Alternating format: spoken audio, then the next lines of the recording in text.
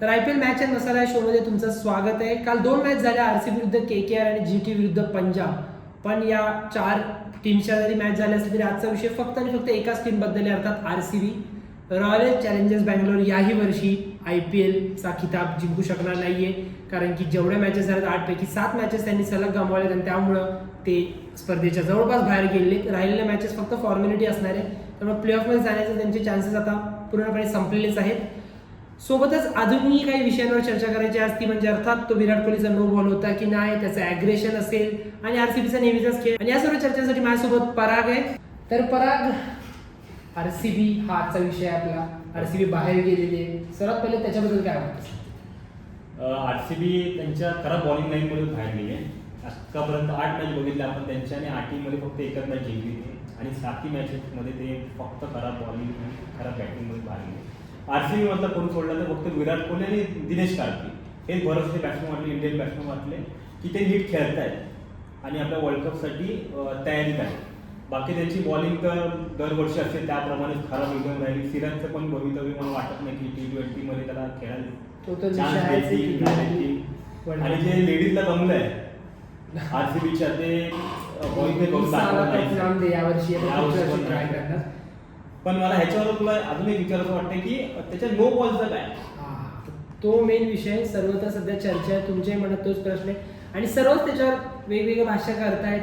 पण टेक्निकली जर बघायला गेलं तर तो नो बॉल नव्हताच. आणि याचं एकदम सिंपल कारण सांगतो तुम्हाला, जास्त डीपमध्ये जात नाही.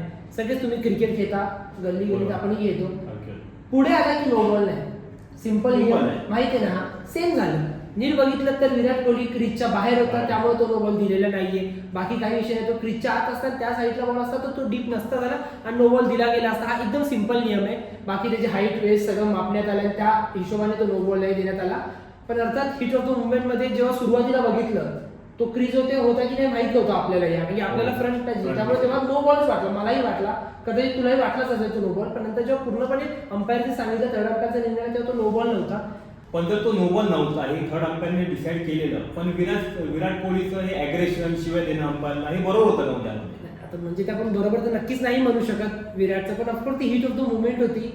त्यामुळे तिथे आपण त्याचे फॅन्स असतील त्या लोकांनी खूप वाईट वाटले. त्यामुळे विराटला वाटलं असेल, त्याला कारण मला तर वाटतं की एक तर मॅच होती KKR बरोबर बाहेर बॅकग्राऊंडमध्ये बसलेला गौतम गंभीर, आणि गौतम गंभीर आणि विराट कोहलीचं नातं काय वेगळं सांगायला नको.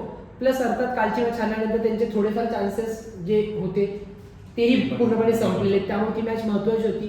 अर्थात जी KKRची लाईनअप होती ज्याच्या अगेन्स्ट बटलरने सेंचुरी मारली, त्यामुळे विराटलाही सेंचुरी मारणं काय अवघड नव्हतं आणि 222 चेस करू शकले असते. अवघ्या 1 रनने हारले ते लोक. त्यामुळे विराट कोहली जर स्ट्रायकर राहिला असता तर नक्की जिंकले असते. त्यामुळे ते सगळं होतं. पण अर्थात हे सगळं असताना त्याचं ते रागवणं किंवा शिवीगाळ करणं हे कुठेही त्याला सपोर्ट नाहीच करू शकत आपण कोणीच. पण हिट ऑफ द मुवमेंट होती असं म्हणून ते आपण सोडू शकतो. पण अर्थात ते चुकीचं जर त्याच्यावर नक्कीच कुठली तरी कारवाई BCCI करेलच. आणखी एक मुद्दा पराग, आता आरसीबी तर बाहेर गेलेली आहे, पण नेहमी आपण जसं बोलतो तरी IPL फक्त एक लीग आहे आणि मेन आहे ते T20 वर्ल्ड कप. काही महिन्यांवर अवघ्या आरसीबी मधून 3च प्लेयर्स बद्दल विचारतो, T20 वर्ल्ड कप मध्ये असतील का आणि त्यांच्याबद्दल काय वाटते? 1 विराट कोहली, 2 मोहम्मद सिराज आणि 3 दिनेश कार्तिक. तिघांबद्दल काय वाटतं टीम इंडियामध्ये? विराट बद्दल बोलायचं तर तो असणार, 100% असणार.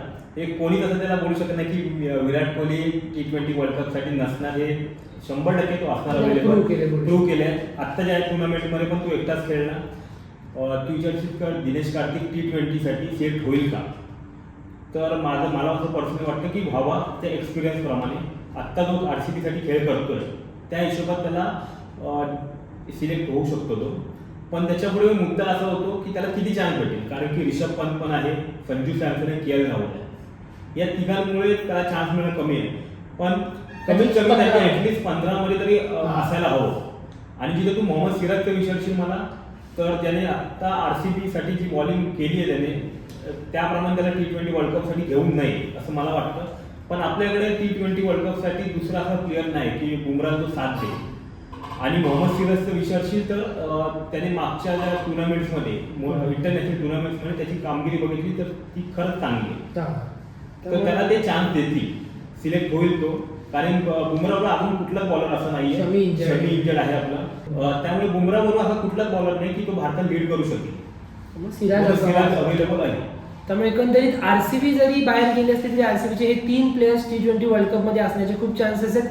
तुम्हाला काय वाटतं तिघांपैकी कोणाला संधी द्यायला हवी आणि कशी, हे कमेंट्स मध्ये नक्की कळवा आणि पाहत राहा पुढारी न्यूज.